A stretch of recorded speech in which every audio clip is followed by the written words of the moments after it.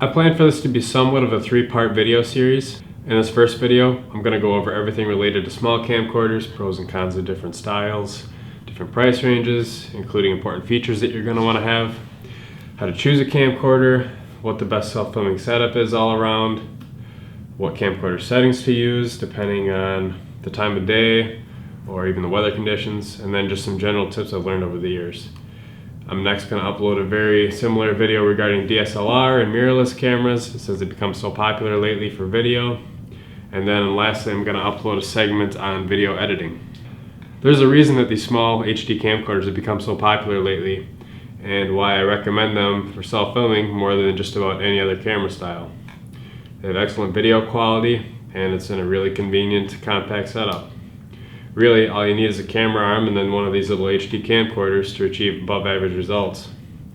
I've always said it's more about the camera operator than the camera anyway.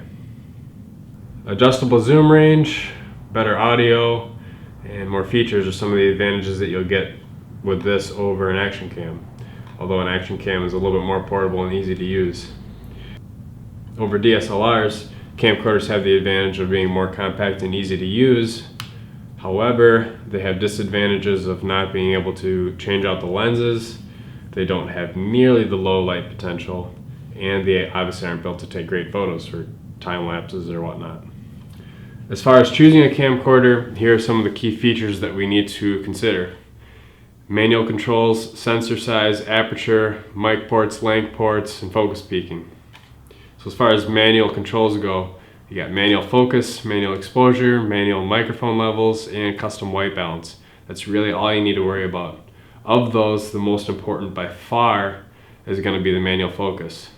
If you're even considering a camera that doesn't have manual focus, don't even bother with it, seriously. You're going to get burned on it at least once, I guarantee it. I'll show you some examples. One of my hunting buddies, Kenny, came out to try and film my first turkey hunt. I showed him how to use the manual focus before we went out, but in the moment of truth, something got messed up. The settings got switched back to auto, what happens. And here's the result. By contrast, here are some clips of times that I've used the manual focus successfully.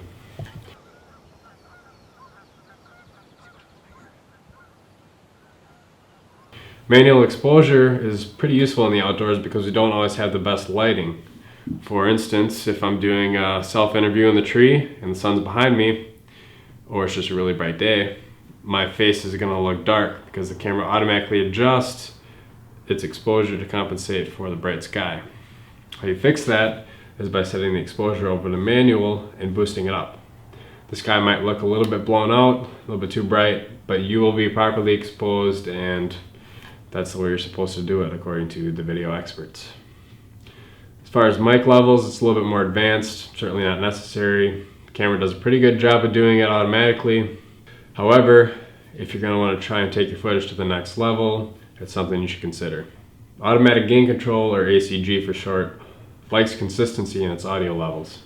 So if it's a quiet day and you're doing an interview in the tree, the instant you start talking, the audio levels will adjust so that you sound good. Once you stop talking though, the audio levels will readjust, boost up the gain, and when that happens, you're going to get a lot of noise and hiss. Listen for it sometime when you're just watching YouTube videos. The noise present in the silence seems to disappear when the people start talking. I set manual mic when I do my pre-hunt interview. I like to set the audio level so that my voice peaks around -12 decibels. Then I'll just leave it there. Note that I'll boost the audio in editing. So by setting it to -12, it allows me some headroom for louder noises to be recorded without being distorted. Custom white balance is another one of those features that's a little bit more advanced, but it can make your footage look better and more consistent with realistic colors. It's really simple to do. You hold out a white or a gray card in front of the camera, hit set custom white balance in the settings, and you're good to go. Red, green, and blue are the 3 color channels in video. Your camera by default likes to have those levels somewhat equal. But in reality, the red, green, and blue channels aren't always the same. The most common example of this is when you're recording snow. It almost always looks bluish out of the camera. It's a result of poor auto white balance. Ideally, it should be set for changing light conditions. The sun goes behind a cloud, gets closer to sunset, etc. In general, the bigger the sensor, the better the quality of your video, the shallower the depth of field, and the better low light performance you're going to get. Prosumer level camcorders often have 3 sensors, one for each of the 3 color channels. DSLRs usually have one giant sensor, several times larger than what you'd find in a camcorder.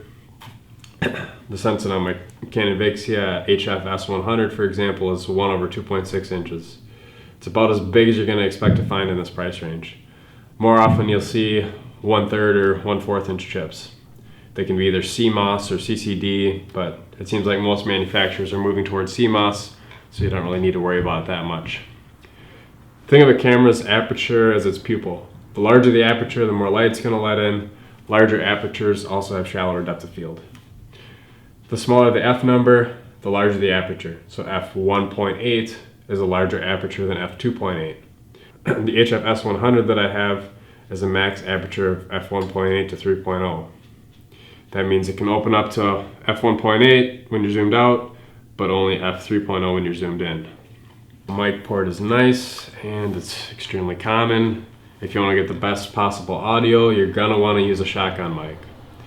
It focuses the sound capture on what is directly in front of it and blocks out the noise out to the sides. So you're going to get better noise of leaves crunching, arrows hitting, etc. A link port is a little bit more rare to find. You might have to spend a couple extra $100 to find a camera that has it, but it allows you to plug in a remote control that can adjust focus, zoom, power on, off, etc. You can attach that right to the handle on your camera arm, and then you never need to touch the camcorder. My camera doesn't have that feature. I wish it did because I would use it.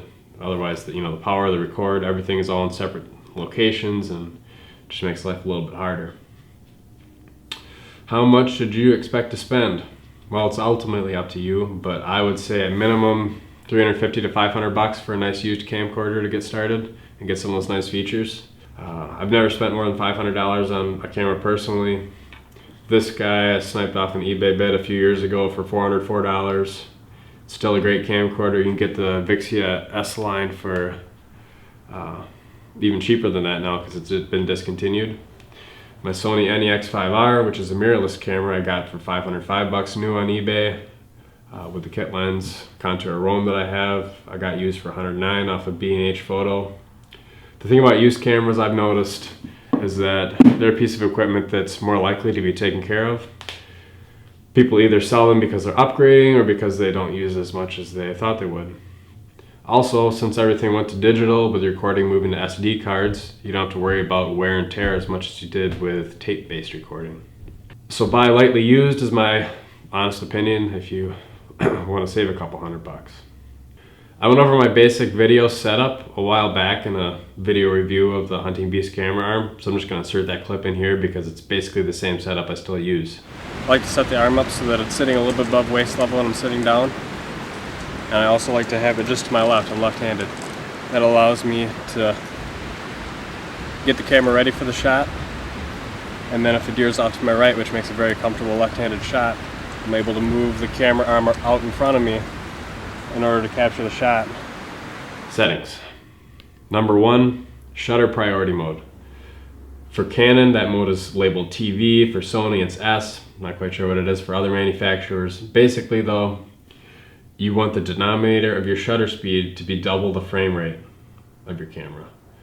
So since nearly all camcorders can record in 30p, which is 30 frames per second progressive, you want your shutter speed to ideally be 1/60th of a second.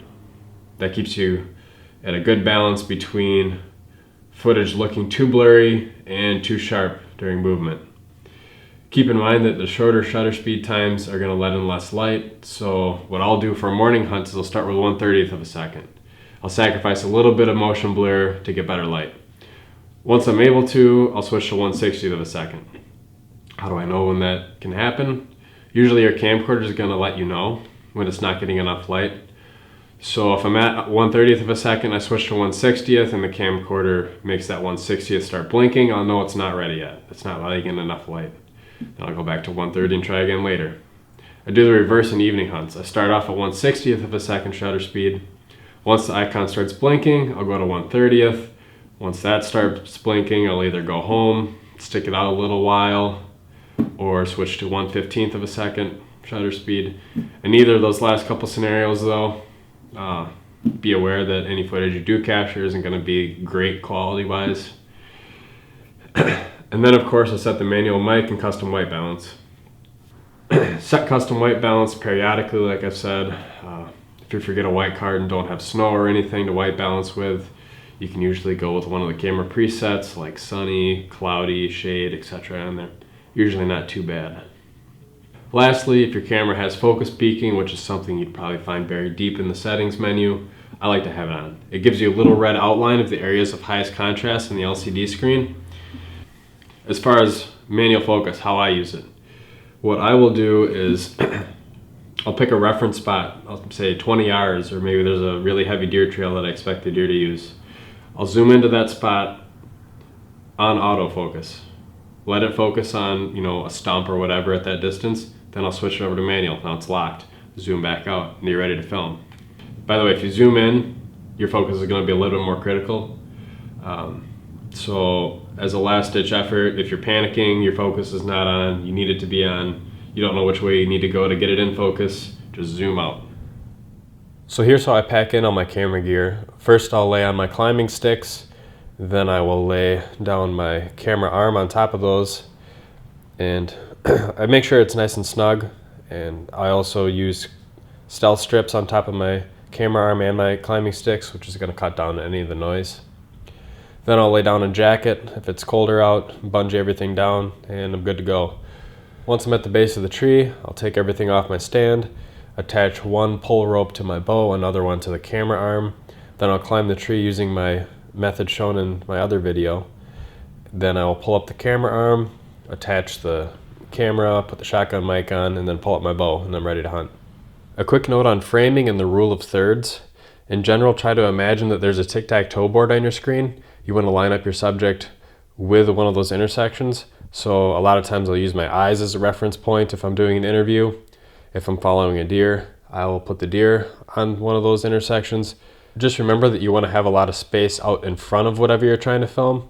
So for example, in this shot, I wouldn't want to have the deer framed to the left side of the screen since it's facing the left. If you guys have any questions or things I didn't touch on, leave them down below. I'll do my best to answer them. If you have any recommendations like what do you think about this camera? To be honest, I haven't really been looking at cameras lately, so I don't know a whole lot about the stuff that's new model-wise, but I can definitely do my best to look up the features and then based off of the features that that camera has, give my recommendation. So watch for the next couple videos coming out soon. Subscribe, like, share with your friends. Thanks for watching.